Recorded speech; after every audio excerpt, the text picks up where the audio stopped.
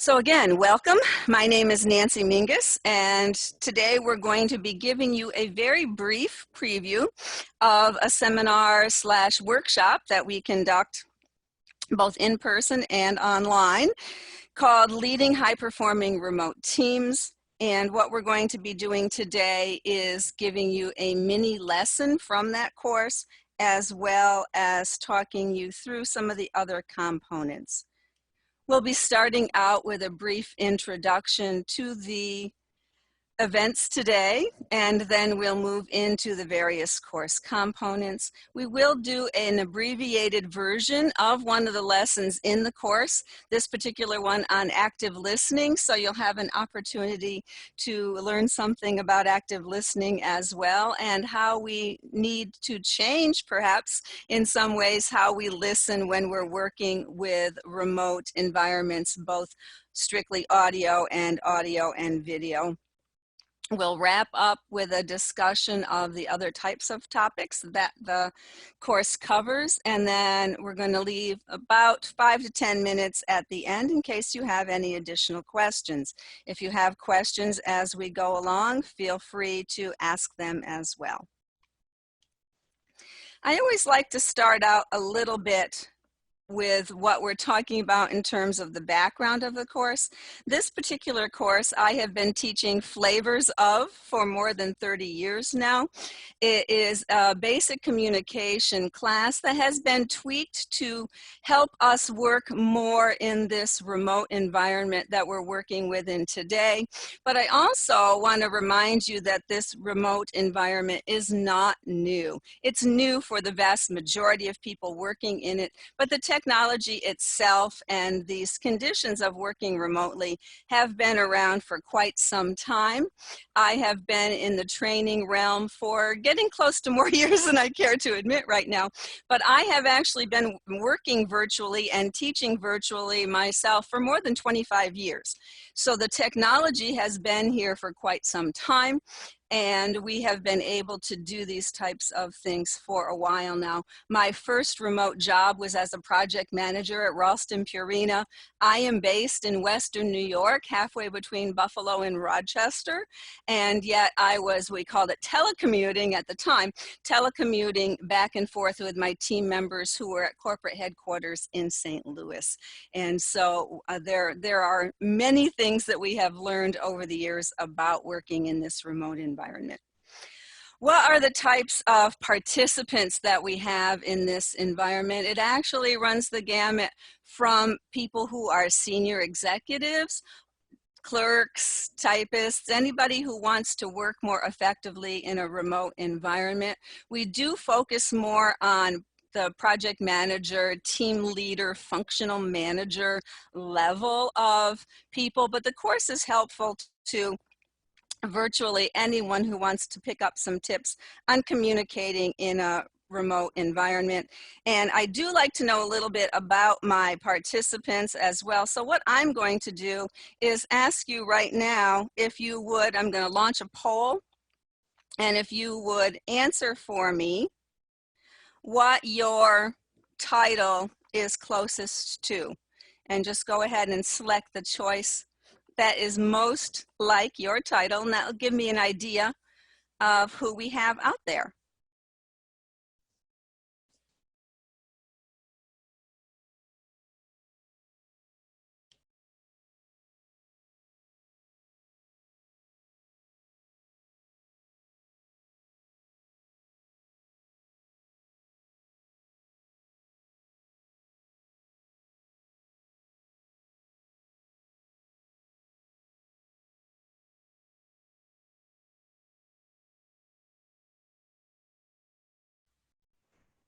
Okay, it looks like everyone who was going to vote has voted, so I'm going to go ahead and end the poll.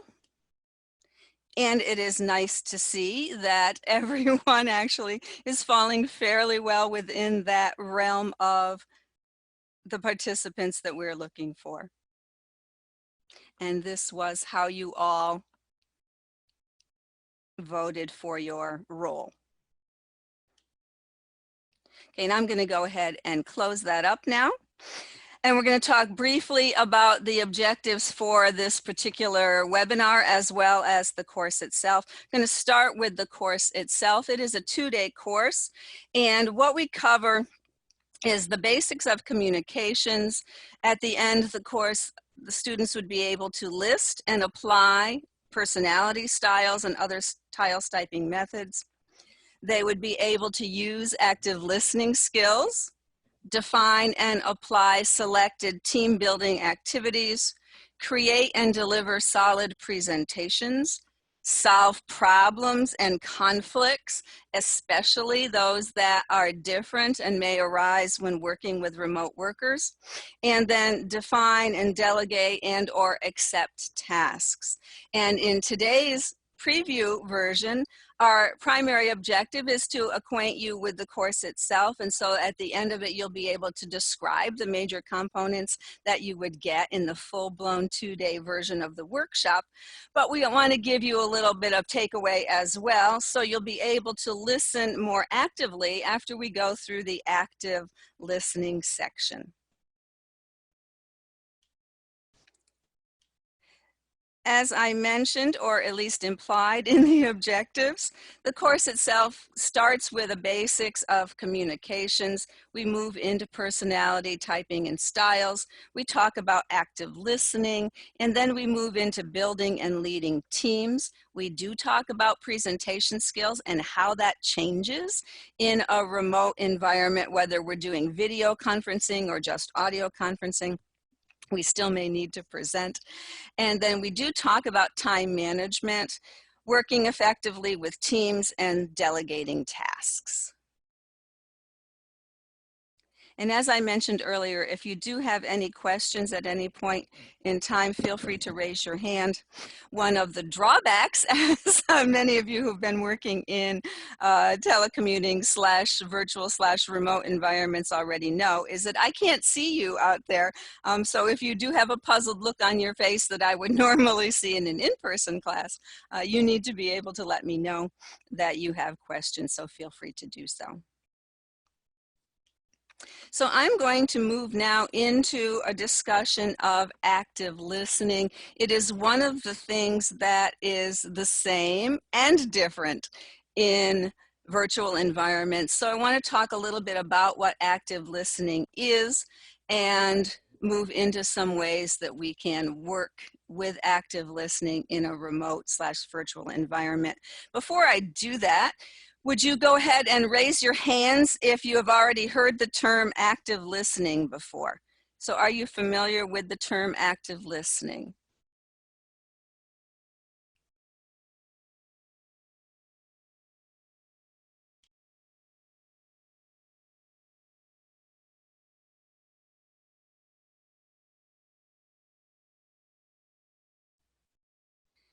All right, so it looks like a little over half of you are already familiar with the term, and that's great. We're going to talk about some of the components that you may or may not have been familiar with. Before we do that, though, it's important to talk about why we even care about active listening. We spend 45% of our lives on average listening, studies have shown. And if you think about it, that's more time than we spend sleeping, right? If you figure we spend 1/3 of our lives sleeping. And so we do need to be able to understand active listening. I see I have some questions, so just a second.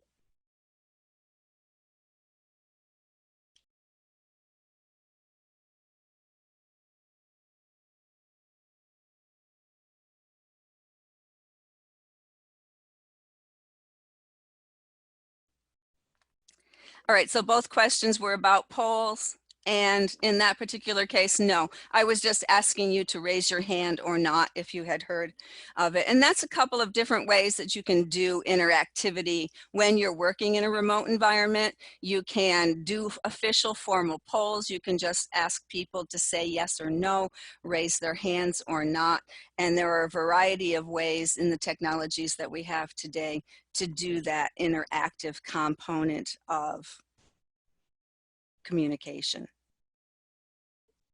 All right, so again, we spend a lot of time listening. 80% of all of our communication is thought to be listening, but we are never really taught in any of our formal education processes, maybe a course in college if you attended college, but not very often in our high school situations.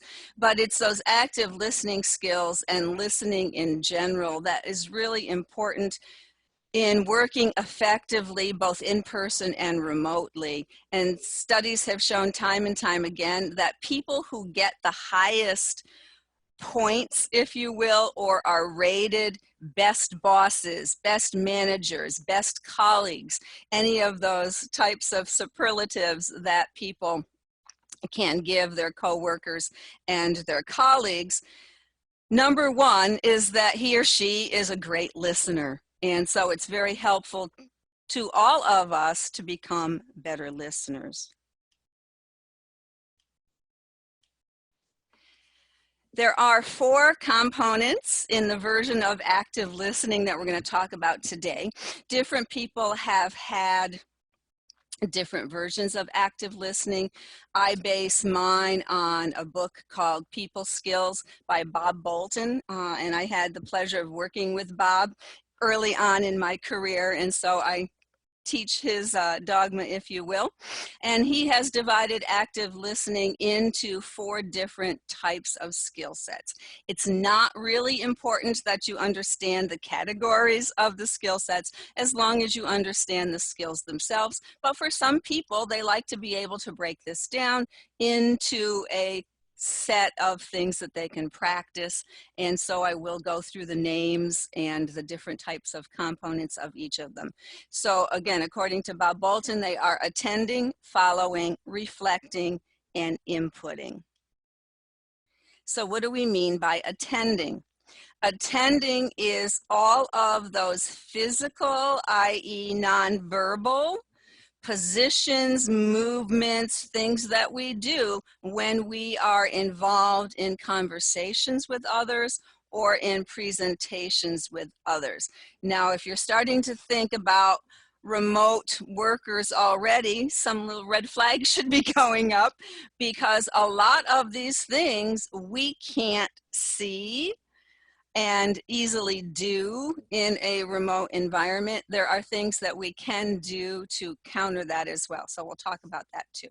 So the first one is to face the speaker. When you're in a face-to-face, that's a given, right? We're going to be facing the speaker. Surprisingly enough, when we're working remotely, it is still helpful for us to focus and to listen more intently when we are at least facing the screen or facing whatever device we're using to converse. And so you can still use that particular component even in remote/virtual work. Maintaining eye contact but not staring is something that doesn't translate quite as well in a virtual environment, especially in just an audio portion like we're doing today. But it is something if you're sharing videos, if you're doing small meetings and everybody has their video on so that you can see one another, then you still do want to do that. You want to maintain the eye contact with whoever has charge of the meeting at that particular point in time. Another one that's fairly easy and common in face-to-face is lean slightly toward the speaker. But again, this is something that works well in a virtual environment too.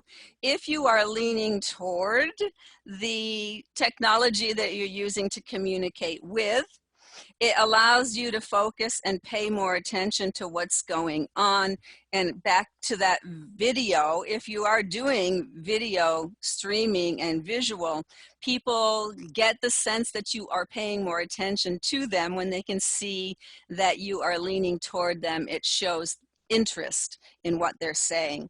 The last one is actually really easy to do in virtual.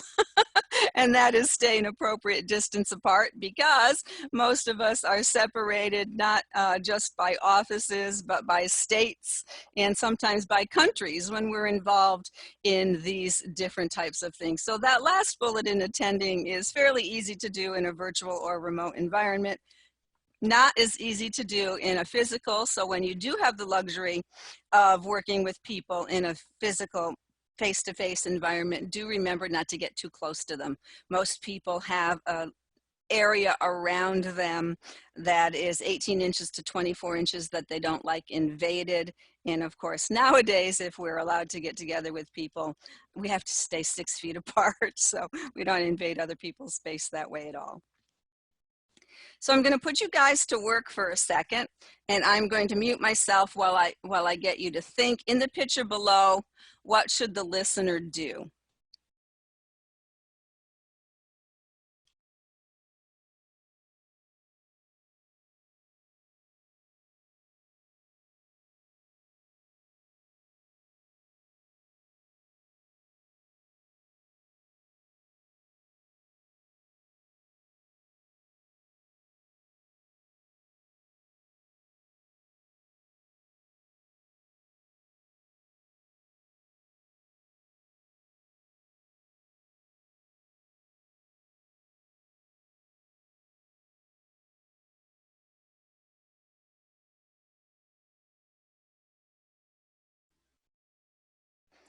Okay, great. I see lots of options here that folks are chiming in on. Great.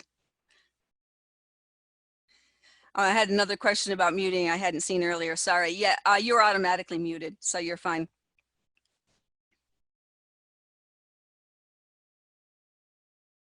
All right, so yes, put the phone down, get the feet off the desk, look at the screen. Some of the other things that might be included, depending on how distracting it might be, would be turn off. I don't know if you see that second laptop over there on the left. If that is doing something different, then we might want to turn that off as well. Face the screen, you might lean slightly toward. Exactly, all of those things are wonderful contributions. Thank you.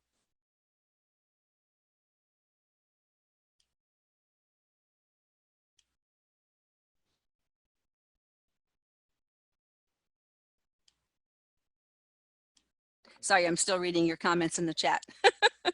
You guys can type faster than I can read. All right, so that is attending. It is primarily physical kinds of nonverbal things. Then we move into following.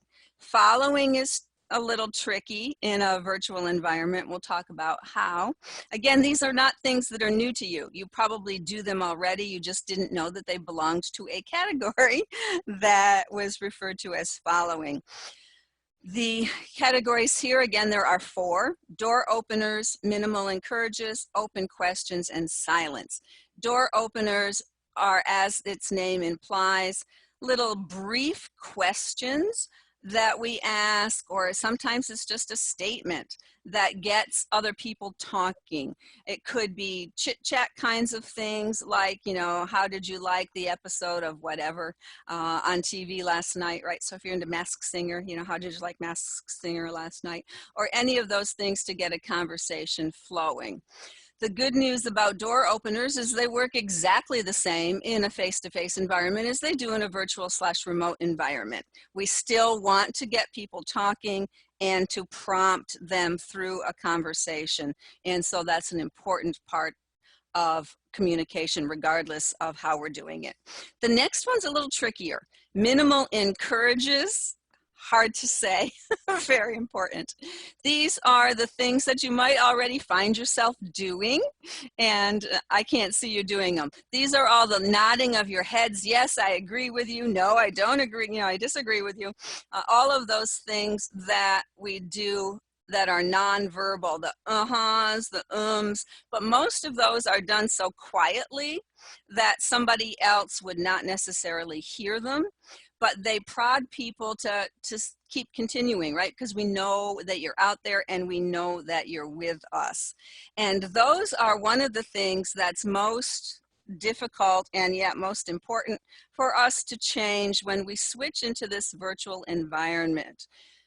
I can't see your heads nodding either direction, whether you're agreeing with me or disagreeing with me. And so when you are going to try to encourage a speaker to continue, you need to come up with verbal cues that people can hear. Different a little bit again if you're doing video. People can still see the head nodding and things like that, and so that's okay. But most of us are not doing full-on video technology. Most of us don't have the bandwidth, especially if we're working from home, to have all of these video feeds going on simultaneously. So we're not going to be able to see people nod their heads and disagree or agree with what we're saying. So in the context of minimal encourages, you may need to or want to, as a group, decide on the types of things that you're going to say as responses back to speakers so that they understand that you're out there and that you're following them and that you agree or disagree, right? So some of the things that you can do in that regard are polling types of things. Again, the speaker would have to pause occasionally and say, you know, are you still with me? You would be able to do a thumbs up or a thumbs down in some of the different technologies to make sure that you're signaling you're still there and you're agreeing again or disagreeing. So we do have ways around this lack of visual technique that we can practice with. And so minimal encourages are still really important to make sure that folks are following us. Open questions work the same in both types of environment. Open question is a question that we can't just simply answer with a yes or no. Why? Because if we give people an option of saying yes or no, that's all they're going to say. And the point is to try to get more information. So we ask things like, well, what do you think about, or some type of phrasing that gives them an opportunity to go ahead and answer a question thoughtfully and continue a conversation that it's important for us to have. The fourth technique in following is silence. And this one is, that's true, I see some comments down there, yes, that there are door openers / icebreaker kinds of things in the other types of environments we work on. All right, so back to silence. Silence is a tricky one in remote / virtual connotations, but here's why silence is good when it's working correctly. Personality styles work differently. Some people have to take time to think before they can talk. If we are in a role as listener and that makes us uncomfortable, we might start talking, and that takes away their opportunity to think. So silence on our part is a way of respecting the speed at which some people think and then transfer those thoughts into words and conversations. So if we are quiet, then we give them the opportunity to think through what they're trying to say, and then we can use some of the other techniques again as they are listening. Now, I too always like to share at this point too that the other benefit of silence, and not necessarily something you would do in a work environment, but if any of you have teenage children, silence works well with them. There's the old saying that says, nature abhors a vacuum. Teenagers don't really like it when you're not saying anything, and so they have been known to blurt out things that they wouldn't normally tell you if in fact you're quiet when you're listening to them. So not necessarily a work-related type of action, but silence works well as well. That's a good comment. We got some comments down here in the chat that give yourself some time, count to 5, and that allows people an opportunity to gather their thoughts and continue. Great, thank you. Let me check the questions again just to make sure we're good. Okay, we're good, no new questions. All right, so we've talked about attending, we've talked about following. The next two, I imagine you do regularly. Again, you just didn't know that they had names for them. The next one is reflecting. Reflecting can be done in two ways. We can reflect content or we can reflect feelings.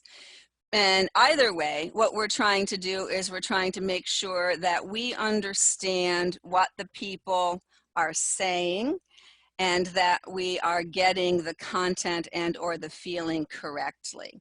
Because what happens sometimes, especially in the types of environments we're in, several of you mentioned your functional managers and project managers, there's a lot of stress on us to get things done more quickly. As we do that, we tend to not necessarily express ourselves appropriately. We might, in fact, say things that we didn't mean to say, thinking in our heads that we said something differently. So reflecting does two things. It allows us as listeners to make sure that we understood the speaker correctly,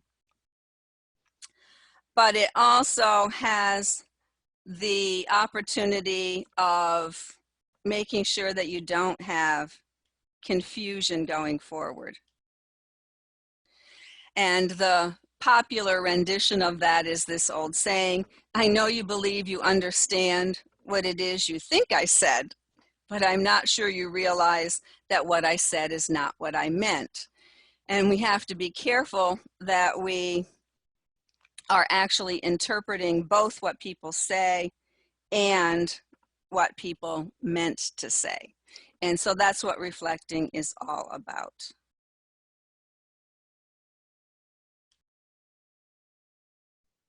So how do we do this? There are two reflecting techniques in normal communication, and actually a third one is added to this remote/virtual world. So let's talk about those. The first one is we reflect the facts stated in a message.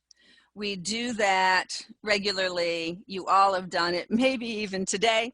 If somebody gave you a phone number or something and you repeated it back to them as you were writing it down, right? That is the most common version of reflecting, and it's a very important one. But we can do that with other types of content as well. Sometimes, however, we need to reflect feelings. If there are highly emotional things going on, we may need to diffuse that emotion. And the way to do that is by reflecting that emotion, by acknowledging that you can see that somebody is distressed or angry or puzzled or concerned, or whatever type of expression you are interpreting from them. Just acknowledge it. I see this confused you a little, or I see this made you a little angry, and that allows you to discuss it and then move into the content. People are, if you haven't ever reflected feelings before, and actually now might be another good time to let you raise your hands. How many of you have ever reflected feelings, not just content? Raise your hand if you have reflected feelings and not just content. Okay, good, a fair number of you. Great. Sometimes people are hesitant to do that because they're concerned that if you acknowledge the emotion, it might in fact make people angrier. But it doesn't really do that. On rare occasions, I have to admit that it might, but it's less than 5% of the time, probably less than 1% of the time. Because a lot of times people just don't realize what they are projecting. And as soon as you acknowledge that and reflect it back, they go, oh yeah, I'm sorry. I didn't really mean to. They might be angry about something else and it's coming across as angry at you. And by reflecting on that, they can correct things and clarify. So it's important to do that. And then you can move into the reflecting of the content. Now here's another place where it is a little bit different again, however, and that is with a remote environment. There's a new type of reflecting that we really have to do in a remote environment. Sorry about that. I just messed up the chat window. My technology and I are not getting along, which happens frequently.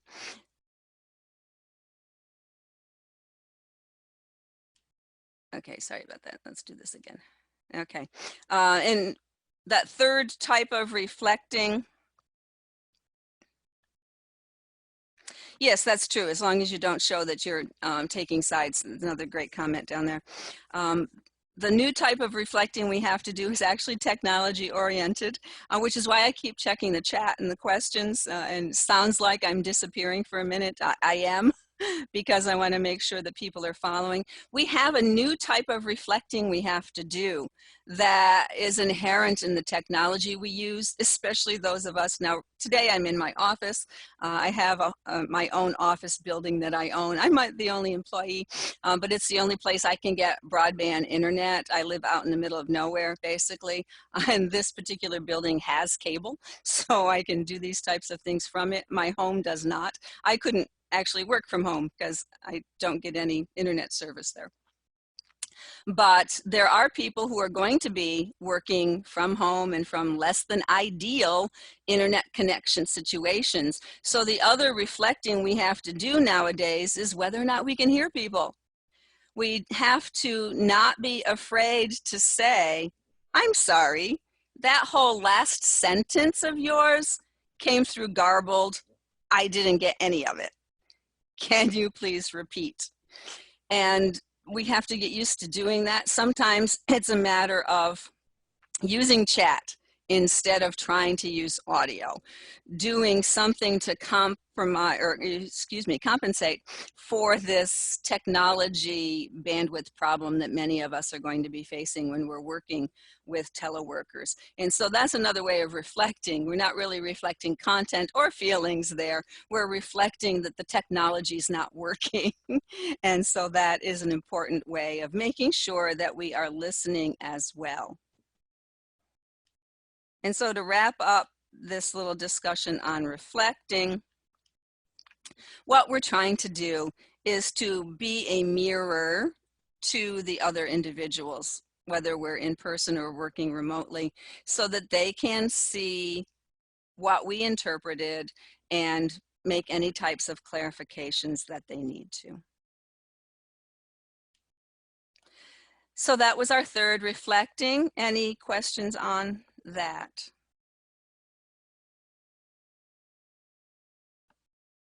All right, then our next and last active listening category is inputting. Inputting really is just reflecting at a summary level. So somebody's talked for 2-3 paragraphs.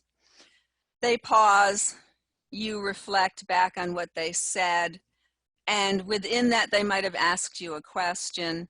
So you reflect back on a summary of what they've said, and then you answer the question. The problem that a lot of folks have with this inputting notion is that they tend to try to take over the conversation. And so remember that your role still is as a listener, and it's okay to input, to give a little bit of advice, to move people along in a conversation, but you're not trying to take over the conversation.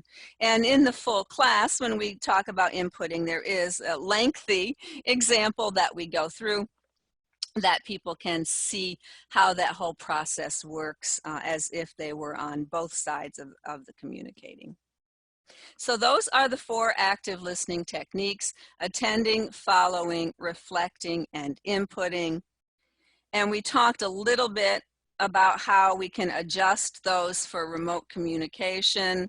We talked about attending with actually looking at the device that we're communicating with, still leaning slightly toward it. With following was probably the biggest change. We're going to have to vocalize that we understand that, yes, we're with you and things are okay. That might require modification on both sides. The listeners will have to come up with other ways of saying, yes, we're paying attention. Those of us speaking, so when you're in the speaking role, may have to give you an opportunity to do that, right? Some speakers can be, shall we say, long-winded.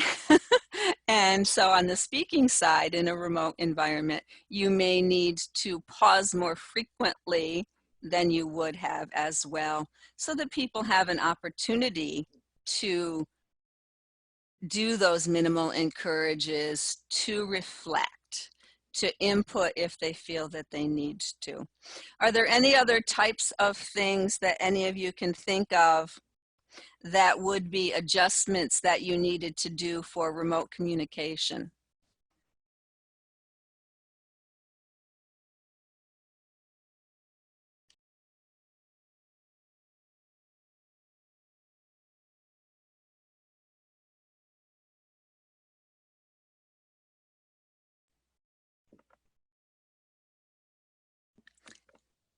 Good, I have a contribution down here in the chat of having small talk. And yes, that is something that you may need to do more frequently when we're face to face and, you know, our cubes are by each other, or we meet at the water cooler. There is more opportunity to do that and to share. So when we're all working remotely, we might need to do that more often, to have time to do some of that sharing of a more personal nature, so that we still feel connected. And that actually ties in well with some of the next types of comments that we're going to talk about. Another great comment: longer delays in that silence because of those technological issues I mentioned earlier. We can't really tell if they have stopped talking or if there's a snag in the technology, right? And we've got those bandwidth issues hitting us. So great comments. Thank you.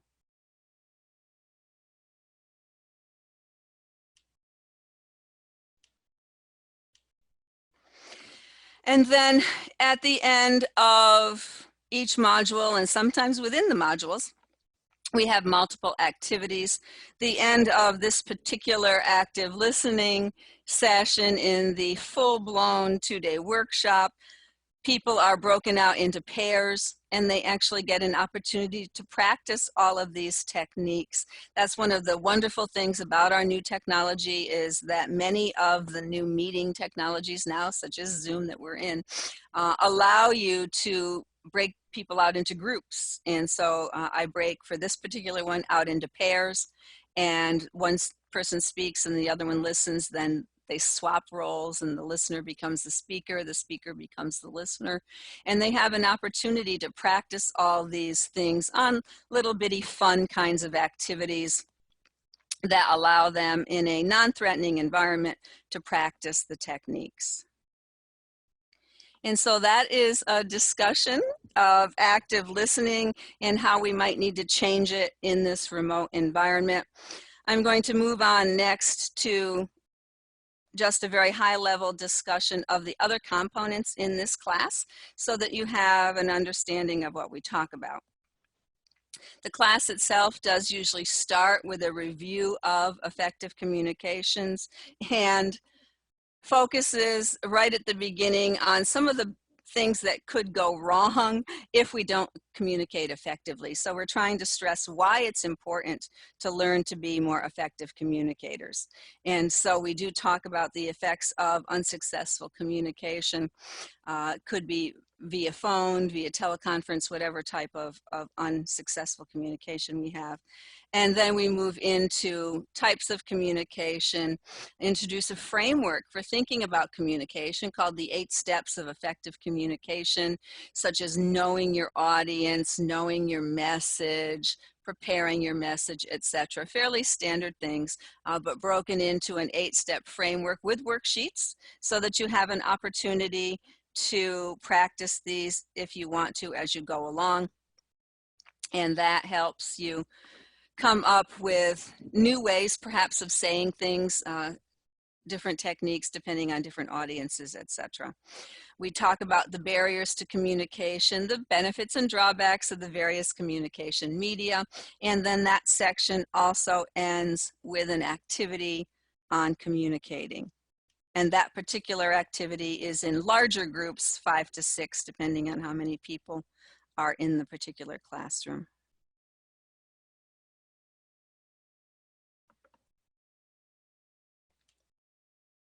Yes, that's another great comment.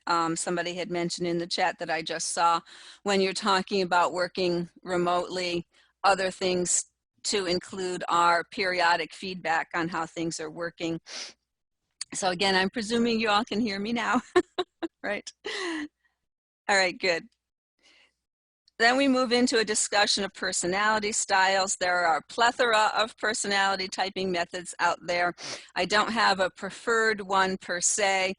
We do have a communication style assessment that I developed many, many years ago that has been fairly reliable and consistent in judging different people's personalities. But we talk about why that's important, because if you go with, most of these are 4-quadrant based. If you've ever done anything with personality styles, you probably already know this.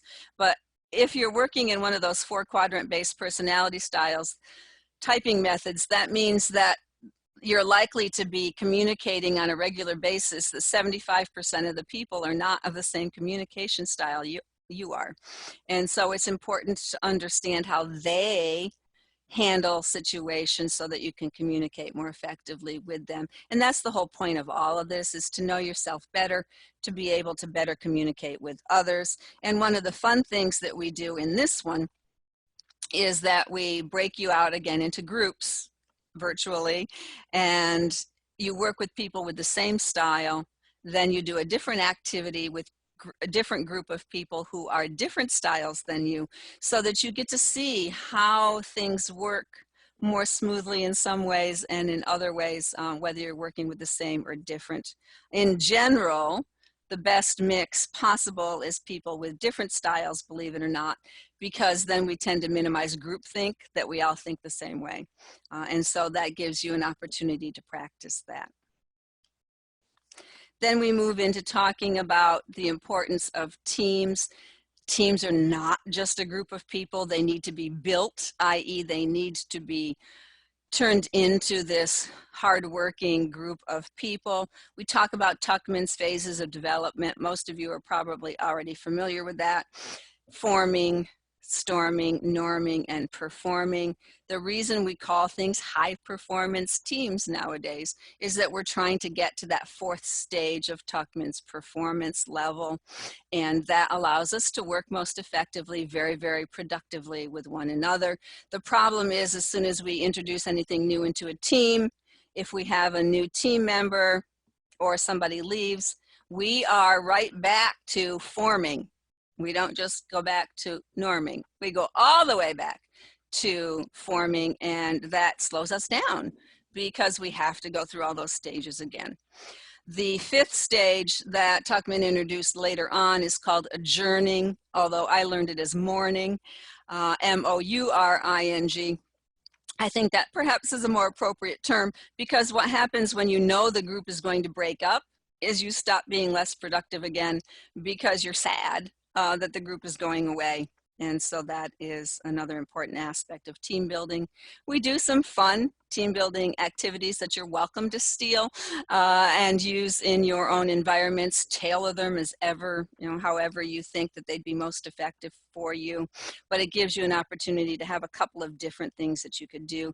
These are back to the comments some folks made earlier as icebreakers, right? You might think of team building things as icebreakers. They're more than that. They're icebreakers if you don't know one another, but they become team building activities and ways to work better together if you've been working with one another for a long time and just need to mesh better than you have in the past, right?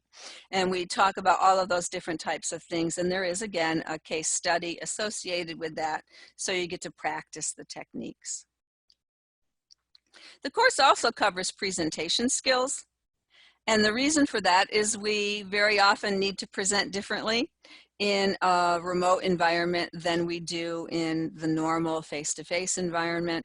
So we talk about some of the tools, we talk about some of the techniques. You get to develop a presentation at the end of day 1. I mentioned earlier this is a 2-day course. So at the end of day 1, you'd be developing your presentation, and then you give them again in those small breakout groups the next day.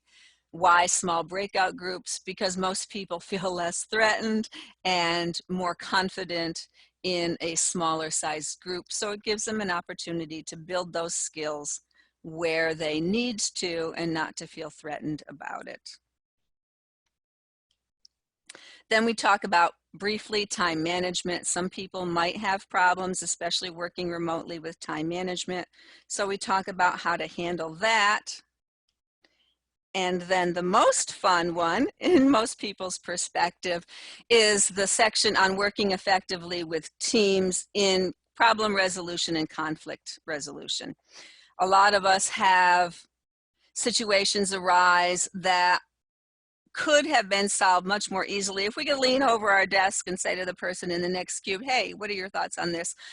In remote working, in virtual environments, that's not as easy. We may need to establish formal problem-solving tools and techniques, formal conflict resolution techniques within the team. Some people use a team charter that talks to how we're going to do all of this so that people understand all the different ground rules.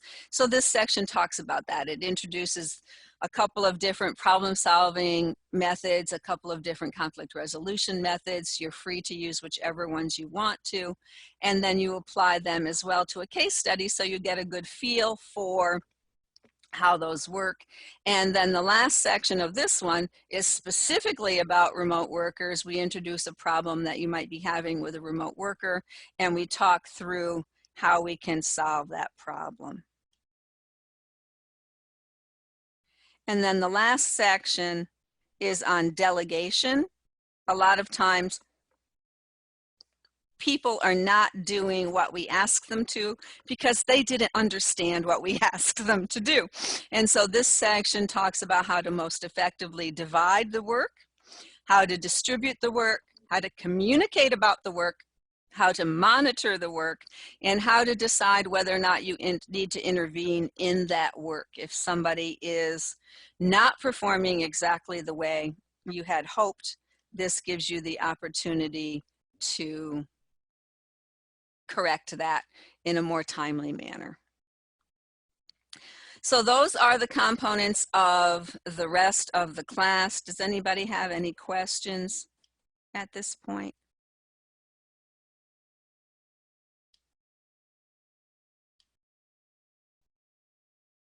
Okay, good. I don't see any new ones or any hands coming up.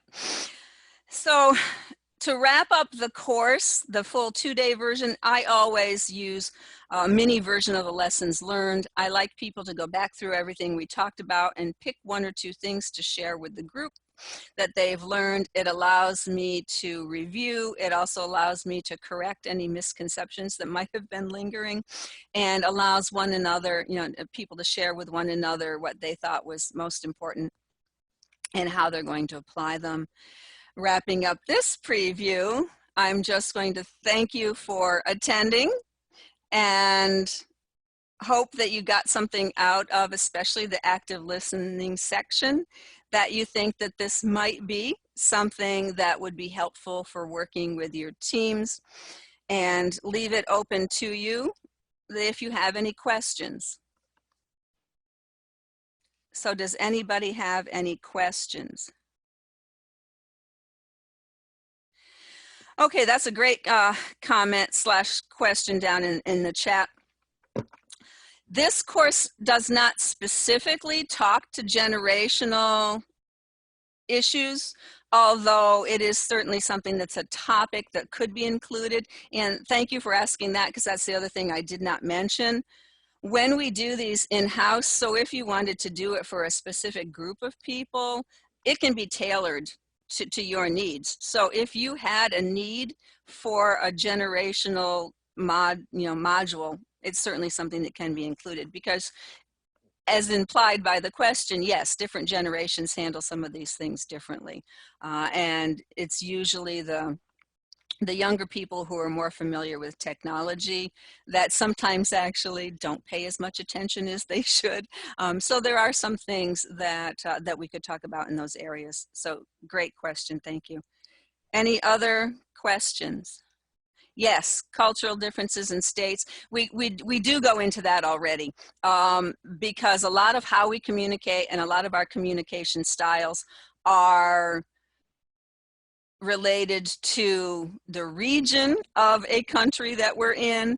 So all the different regions of the US, work differently. All the different regions in Canada, all of the other different countries that you might be dealing with have their local cultural kinds of things that are different than culture in wherever you might be working. So yes, we do talk about that. That's part of the discussion of barriers to communication and how we can work around some of those. So we do address those cultural kinds of things. But again, if not as broadly as you might be looking for, if you have a specific culture that you want us to focus more on, we could certainly do that.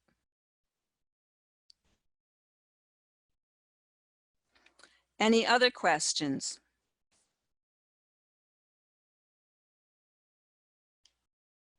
Well, again, thank you all for joining. I hope that you found this useful, and I would hope to, quote unquote, see some of you in some future webinars. If you do have any follow-up questions, feel free to contact WebAge directly. Their contact information is here on the last slide. And thank you for joining me, and enjoy the rest of your day. Not sure how the weather is in your area, but it's actually in the 50s here in Buffalo, which is beautiful. Take care, everybody.